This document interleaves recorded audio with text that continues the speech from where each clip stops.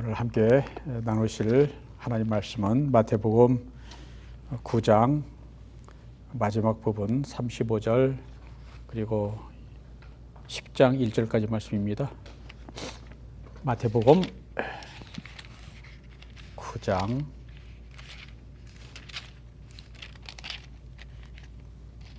35절로 10장 1절까지입니다.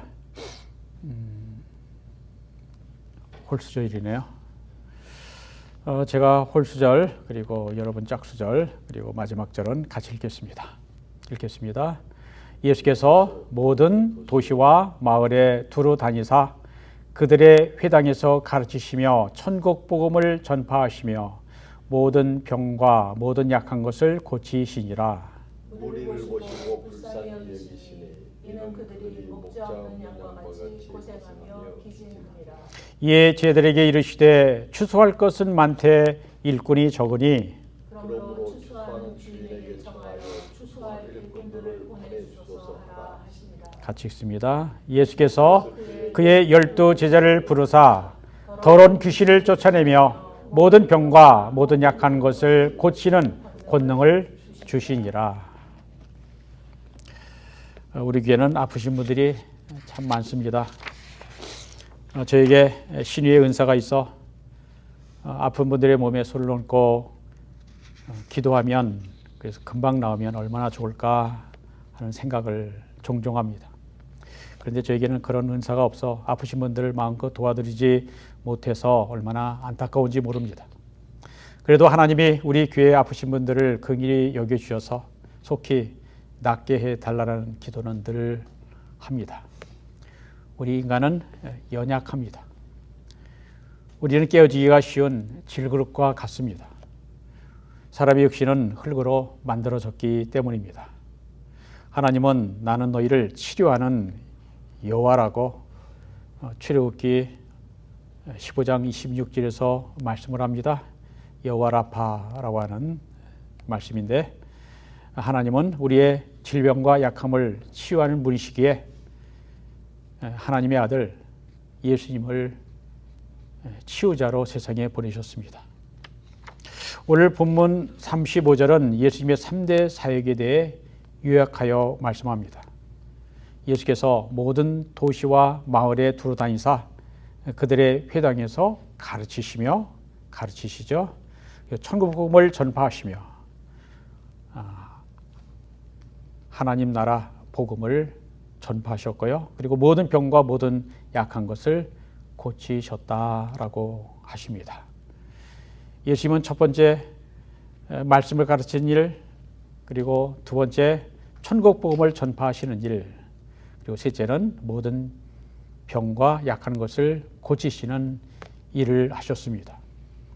Teaching, Preaching, 힐링입니다. 예수님은 3년 공생의 기간 중 말씀 가르치시는 것과 전도, 병고침의 3대 사역을 하셨는데 예수님의 이 세 가지 사역은 교회의 사명이기도 합니다. 하나님의 말씀을 가르쳐야 하는 것, 때를 얻든 못 얻든 천국 복음을 전파하는 것, 주변에 마음이 병들고 육체가 병들고 아파하는 이웃들을 부지런히 찾아가 병 낫기를 위해서 기도하며 치유하는 일을 교회가 해야 합니다. 오늘 우리는 특별히 예수님께서 모든 병과 모든 약한 것을 고치셨다라고 하는 사실에 근거하여 현대인의 병, 특히 마음의 병을 치유할 책임이 교회와 우리 그리스도인들에게 있다는 점을 생각해 보려고 합니다. 병 낫기를 위해 기도하는 치유의 사역은 목사나 선교사만이 아니라 모든 그리스도인들이 해야 하는 일입니다. 예수님의 십자가 대속의 사건은 병 치유에 대한 근거를 제공합니다. 그리스도의 고난을 예언한 이사야서 53장 4절로 6절까지 읽겠습니다. 그는 실로 우리의 질고를 지고 우리의 슬픔을 당하였거늘 우리는 생각하기를 그는 징벌을 받아 하나님께 맞으며 고난을 당한다 하였노라. 그가 찔림은 우리의 허물 때문이요 그가 상함은 우리의 죄악 때문이라. 그가 징계를 받음으로 우리는 평화를 누리고 그가 채찍에 맞음으로 우리는 우리가 나음을 받았도다. 우리는 다 양 같아서 그릇 행하여 각기 제 길로 갔거늘 여호와께서는 우리 모두의 죄악을 그에게 담당시키셨도다. 특히 그가 곧 예수가 채찍에 맞음으로 우리가 나음을 받았도다라는 5절 말씀은 예수님의 치유를 입증하는 말씀입니다. 예수께서도 이사야의 이 말씀을 자신의 고난이 치유의 사역과 직접 연관된 것으로 해석하셨습니다. 마태복음 8장 16절 11절에 이렇게 말씀합니다.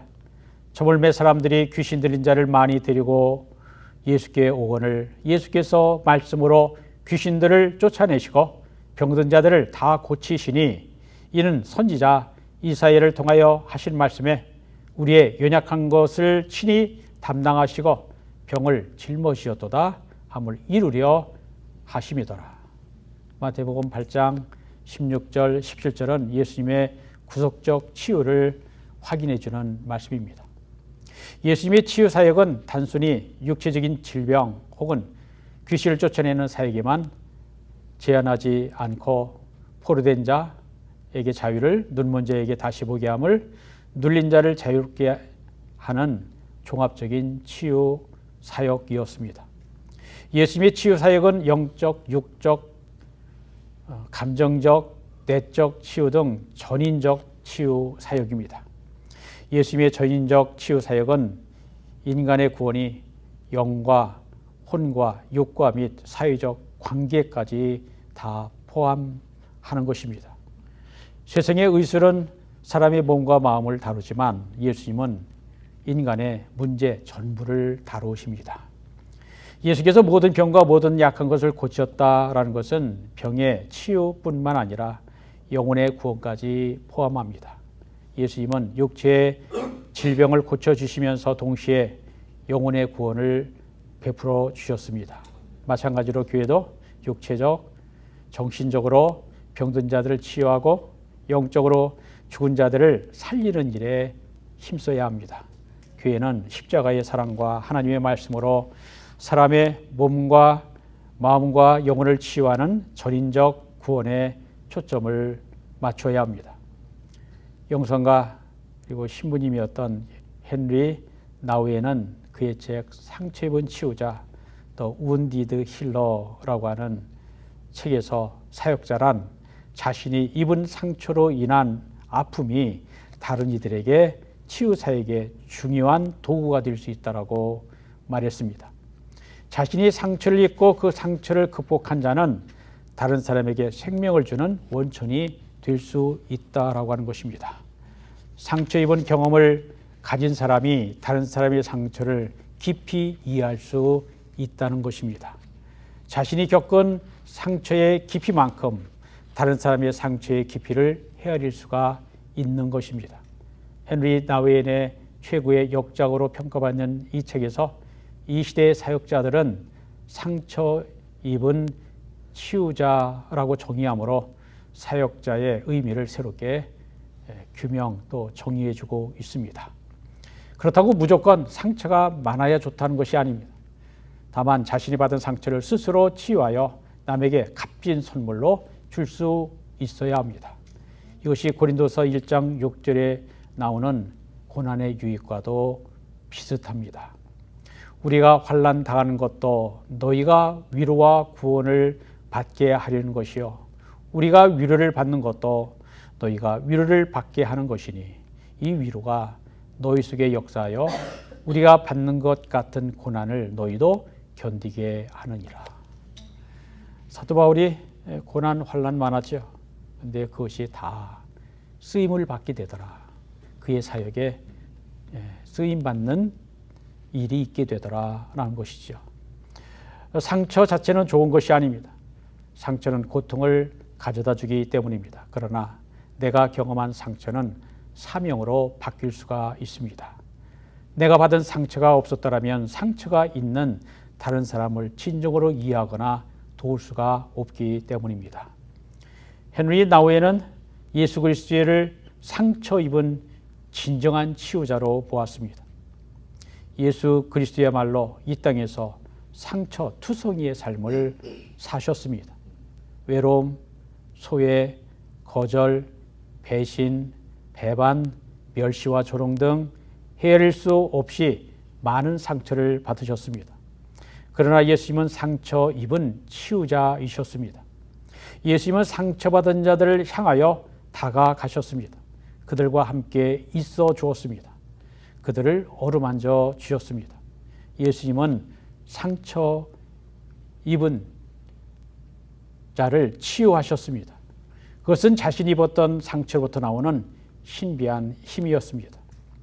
예수님이 사람들의 모든 병과 모든 약한 것을 다시 온전한 상태로 회복시켜 주시는 치유의 사역을 하셨던 동기는 그의 백성들이 목자 없는 양떼처럼 방황하여 고생하는 것을 불쌍히 여기는 목자의 마음 때문이었습니다. 36절에 말씀하죠. 무리를 보시고 불쌍히 여기시니 이는 그들이 목자 없는 양같이 고생하며 기진함이라. 예수님은 사람들을 목자 없는 양같이 방황하고 있는 것으로 보셨습니다. 양은 겉으로 보기에 깨끗하고 순한 이미지를 갖고 있지만 사실은 그렇게 좋은 명만 갖고 있지 않습니다. 우선 양에게는 방향 감각이 없다고 합니다. 그래서 성경은 말씀하기를 우리는 다 양과 같아서 그릇 행하여 각기 제 길로 갔다라고 말씀합니다. 또한 양은 겁이 많습니다. 두려움이 많습니다.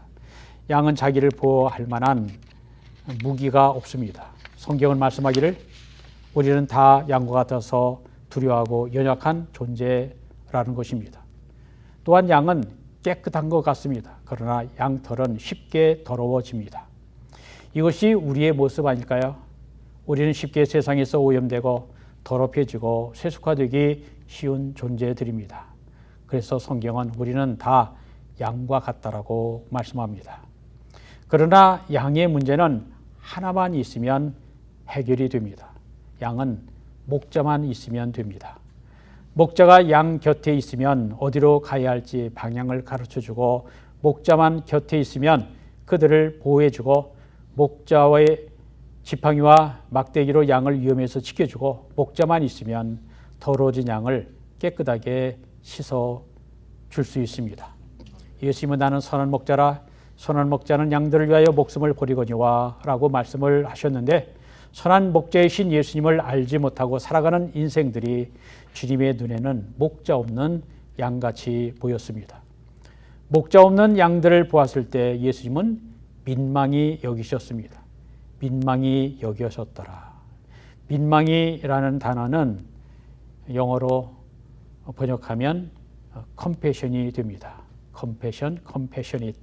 compassion은 두 단어가 모여서 된 것으로 common, 함께 together라는 뜻이고 passion은 느낀다, feeling을 말하는 것으로 민망이라는 말을 compassion으로 번역합니다. 그래서 함께 느낀다 혹은 함께 고통한다라는 뜻입니다. 예수님은 양의 고통을 자신의 고통으로 느끼셨습니다. 양의 고통이 예수님 자신의 고통이었고 양의 눈물이 예수님 자신의 눈물이었습니다. 양들의 방황, 양들의 두려움, 양들의 아픔, 양들의 좌절을 예수님은 자기의 방황, 두려움, 아픔, 좌절로 느끼셨습니다. 예수님은 모든 약한 것으로 신음하는 인간들에게 한없는 연민과 긍휼을 보여주었습니다. 예수님은 치유사역과 긍휼의 마음을 예수님 혼자만 가지기를 원치 않으셨습니다. 예수님은 제자들에게 나눠주기를 원하셨습니다. 예수님은 사역을 감당하면 할수록 더 많은 영혼의 영적 필요를 보게 되었습니다. 예수님의 눈에는 휘어져 추수하게 된 들판이 보였습니다. 하지만 제자들의 눈에는 구원을 기다리고 있는 수많은 영혼은커녕 자신들이 왜 그들을 가르치고 복음을 전파하고 섬기게 되는지에 대한 사명과 열정이 아직 없었습니다. 예수님은 이와 같은 제자들에게 추수할 것은 많되 일꾼이 적으니 그러므로 추수하는 주인 곧 하나님에게 청하여 출소한 일꾼들을 보내주소서라고 기도하라고 하셨습니다. 예수님은 출소할 일꾼이 필요하셨습니다. 예수님은 출소할 것은 많은데 일꾼이 적다라고 하셨습니다. 예수님 당시나 지금이나 할 일은 많은데 일할 사람이 없습니다. 정말 사람이 없습니까? 사람은 많습니다. 일꾼이 없을 뿐입니다. 정말 일꾼이 없습니까? 일꾼도 많습니다. 세상에는 일꾼은 언제나 많습니다. 그러나 하나님 나라의 일꾼은 항상 부족합니다. 예수님은 10장 1절에서 하나님 나라의 일꾼으로 삼기 위해 그의 제자를 사도로 부르셔서 귀신을 쫓아내며 모든 병과 약한 것을 고칠 수 있는 권능을 주었습니다. authority, 자격과 능력을 주신 것입니다.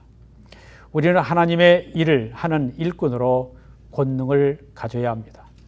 여러분들이 예수님의 제자여 일꾼으로 부르심을 받았을 때 이미 권능을, authority를 받았습니다. 하지만 우리가 받은 그 권능, 성경에서 카리스마, 또 탤런트라고 하는 것, 그것을 땅에 묻어둘 것이 아니라 끊임없이 사용하고 개발해야 합니다.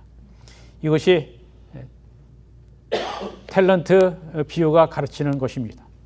제자는 태어나는 것이 아니라 만들어지는 것이다. Disciples are made, not born이라고 하는 말이 있습니다. 능력 있는 제자가 되기 위해서는 끊임없이 배우고 훈련해야 합니다. 예수의 능력 있는 제자 또 일꾼이 되기 위해서는 끊임없이 배우고 훈련해야 하는 것입니다. 그리고 치유 사역을 할 때 반드시 가져야 할 마음은 긍휼의 마음입니다. 아파하는 이웃을 볼 때 긍휼히 불쌍히 여기는 마음을 가져야 합니다. 예수님은 무리를 보시고 불쌍히 여기셨습니다. 예수님은 한 영혼에 대한 깊은 애정을 가지고 그들의 고통에 동참하셨습니다. 이것이 예수님의 마음이요 하나님의 마음입니다. 하나님은 죄로 말미암아 죽어가는 인간들로 말미암아 마음이 아프셨습니다. 그 아픈 마음의 표현이 예수 그리스도의 십자가입니다. 예수님의 십자가에는 하나님의 긍휼과 사랑이 잘 나타나 있습니다. 그러므로 우리들도 한 영혼에 대한 사랑과 긍휼의 마음을 가져야 합니다. 예수님은 상처 입은 치유자이십니다. 예수님이 스스로 인간이 되셔서 우리가 당하는 고통을 직접 당하셨기 때문에 상처받은 치유자로서 우리의 고통을 동정하시고 도와주실 수가 있으십니다. 히브리서 2장 18절에 말씀합니다. 그가 시험을 받아 고난을 당하셨은즉 시험받는 자들을 능히 도우시느니라. 예수님은 배고픈 자들과 함께 배고파하셨고 아픈 자들과 함께 아파하셨습니다. 예수님은 완전한 감성을 가지고 우리의 모든 고통을 아시고 동참하셨습니다. 히브리서 4장 15절 말씀입니다. 우리에게 있는 대제사장은 우리의 연약함을 동정하지 못하실 리가 아니요. 동정이라는 건 그저 불쌍히 여기는 것을 넘어서서 개역성경에는 체휼이라고 하셨죠. 그 한자의 의미를 생각하면 생각할수록 체휼이 더 몸으로 함께 느끼신다라는 뜻을 갖고 있기에 더 우리에게 정확한 의미를 전해주지 않나 생각합니다. 우리와 함께 고통을 나누시는 예수님의 긍휼은 하향성 다운워드입니다. 예수님은 좀 더 높은 지위, 좀 더 많은 권력을 얻고 좀 더 많은 영향력을 끼치기 위하여 위로 향하기보다는 신학자 칼바르트가 한 말처럼 가장 높은 곳에서 맨 밑바닥으로, 정복에서 패배로, 부유함에서 가난함으로, 승리에서 고난으로, 생명에서 죽음으로 아래 방향으로 향한 이동입니다.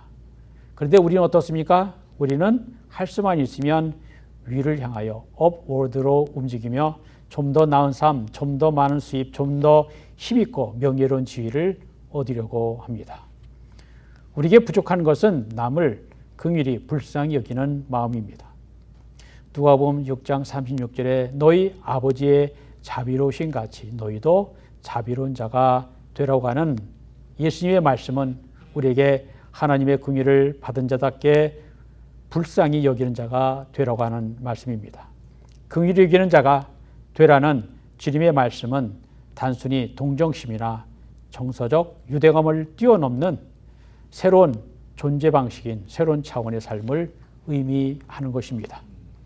우리가 진정으로 긍휼의 사람인가 아닌가 하는 것을 아는 길은 우리가 우리에게 죄 지은 사람에게 대해 어떻게 느끼고 있는가를 살펴보면 알 수 있습니다.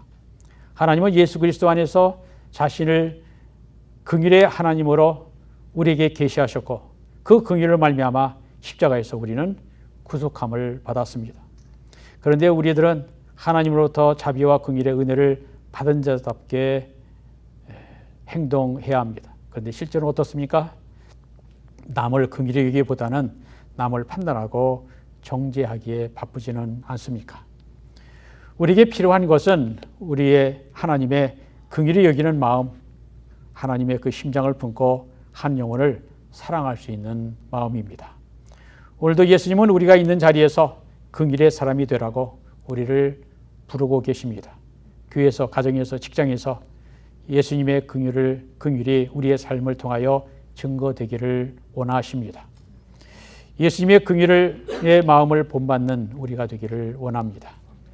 이 세상에서 누구도 상처 없는 삶을 살 수 없습니다. 그리스도인들도 세상에서 상처를 받습니다.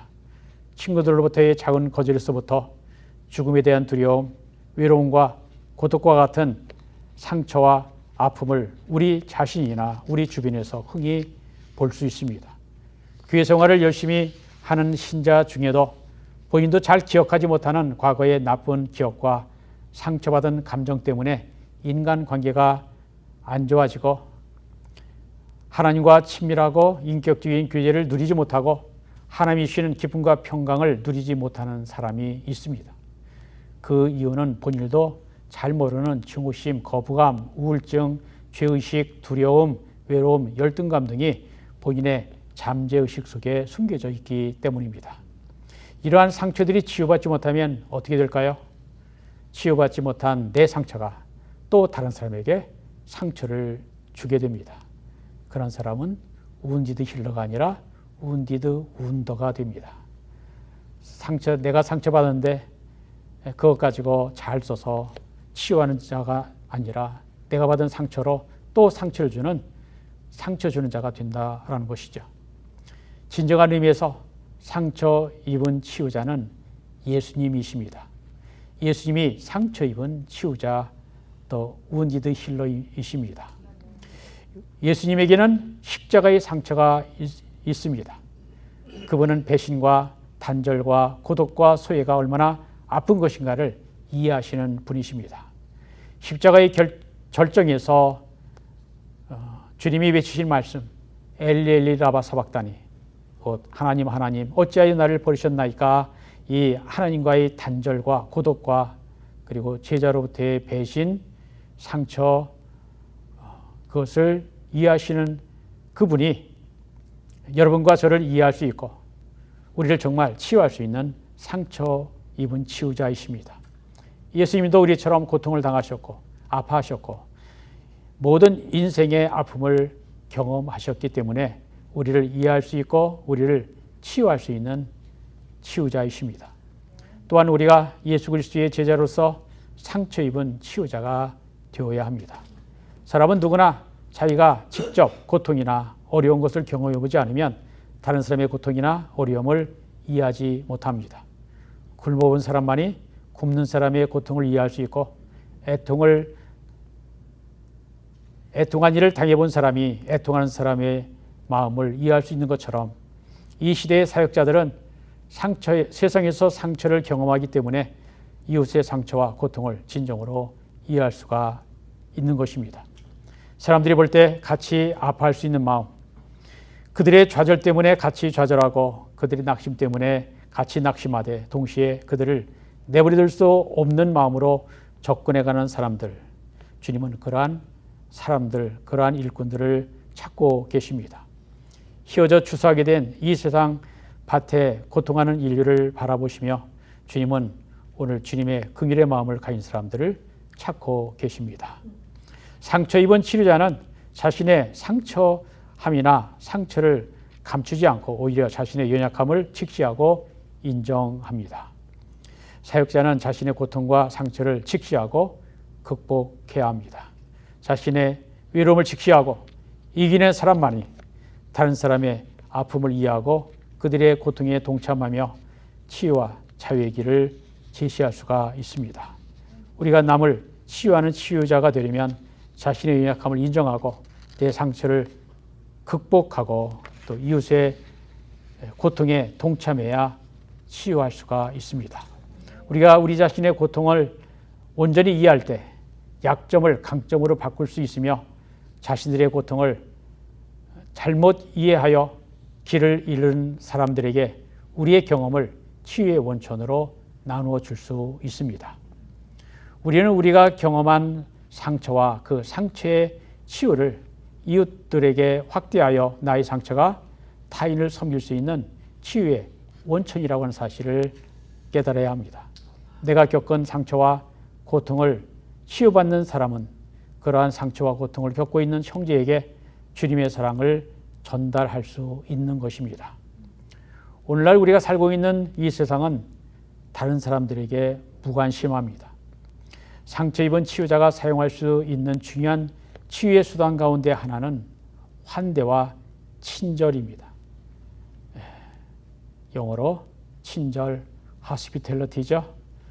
병원이 hospital이죠. 같은 어원에서 나왔습니다. 다른 사람에게 친절을 베푸는 것이 치유자가 되는 첫 걸음입니다. 마태복음 25장에는 지극히 작은 자 하나에게 냉수 한 것이라도 대접한 것은 곧 그리스도께 한 것이라고 말씀하셨습니다.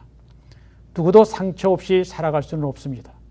육체적으로든 정서적으로든 정신적으로든 또는 영적으로든 모든 사람은 나름대로의 상처를 안고 살아갑니다. 중요한 것은 우리가 우리의 상처 앞에서 당황하지 말아야 한다는 사실입니다. 또 어떻게 이 상처를 감추고 싸맬 수 있는가 하는 것보다 어떻게 내 상처를 다른 사람을 위한 봉사로 바꿀 수 있는가를 생각해야 합니다. 우리의 상처가 더 이상 아픔이나 부끄러움으로만 남지 않고 다른 일을 위한 치유의 원천이 될 수 있을 때 우리는 비로소 상처 있고 아픔이 많은 자이지만 다른 사람들의 치유자가 될 수 있습니다. 예수 그리스도의 긍휼과 사랑에 힘입어 다시 건강해진 사람은 새로운 존재로 거듭나게 됩니다. 자신을 가엾게 여기고 불쌍히 여기신 예수 그리스도의 사랑을 경험한 사람은 자신이 얼마나 소중한 존재인지를 깨닫고 감사하는 마음을 갖게 됩니다. 뿐만 아니라 이웃도 하나님의 귀한 사랑을 받는 대상임을 깨닫게 됩니다. 이웃을 내 몸같이 사랑하라 하신 말씀에 따라 일상에서 마주치는 사람들도 하나님의 형상을 지닌 존재임을 인정하고 귀하게 여기는 것입니다. 이러한 사람은 주님의 사랑과 은혜를 받은 후에는 더 이상 자기 자신을 위해서 살지 않습니다. 예수 그리스도에 의해 치유받은 사람은 세상의 논리인 자기 중심, 능력 우선주의, 경쟁의 원리가 아니라 복음의 능력을 통해 용서받은 죄인으로서 무엇이나 할 수 있는 참 자유인이지만 그리스도를 위해 스스로 남을 섬기는 종이 되는 것입니다. 섬김을 받으러 온 것이 아니라 오히려 섬기려 오신 그리스도를 본받아 남을 섬기는 삶을 사는 것입니다. 영광이 아니라 고난의 십자가를 지고 자기를 부인하며 그리스도를 따르는 삶을 살게 되는 것입니다. 세상을 따르지 않고 그리스도의 말씀을 따라 사는 자가 되는 것입니다. 상처받은 치유자이신 예수 그리스도를 통해 영적, 육체적, 정신적 병이 치유되며 심신이 건강한 상태로 회복된 참 나를 발견하며 이를 바탕으로 주위 사람들을 이웃으로 만날 때 우리는 서로 함께 기대는 관계 맺고 산다는 의미에서 비로소 진정한 이 의미의 한 인간이 되는 것입니다. 이제는 더 이상 나 중심적인 사고가 아니라 이웃을 향해 열린 마음으로 사는 것입니다. 이러한 치유 사역을 통해 영적 성장이 가능합니다. 팔복의 형태를 빌려서 표현한다면 치유하는 자가 복이 있나니 그들이 치유함을 받을 것이요 라는 말이 될 것입니다. 남을 치유하는 가운데 자신이 더 완전하게 치유함을 받게 되는 것입니다. 은혜 베푼 자가 더 큰 은혜를 받는 것입니다. 우리가 상처 입은 치유자의 역할을 감당할 수 있기를 바랍니다. 우리는 세상을 혼자서 살 수 없습니다. 나 혼자 아무리 잘해도 옆에서 사람이 도와주지 않으면 화를 당할 수도 있습니다.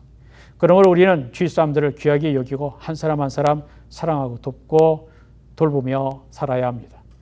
우리가 교회 안에서 서로 돌보고 또한 주변의 이웃을 불쌍히 여겨 사랑하기에 힘쓰므로 세상에서 빛과 소금의 사명 다하고 예수의 제자된 도리를 다할 수 있기를 원합니다.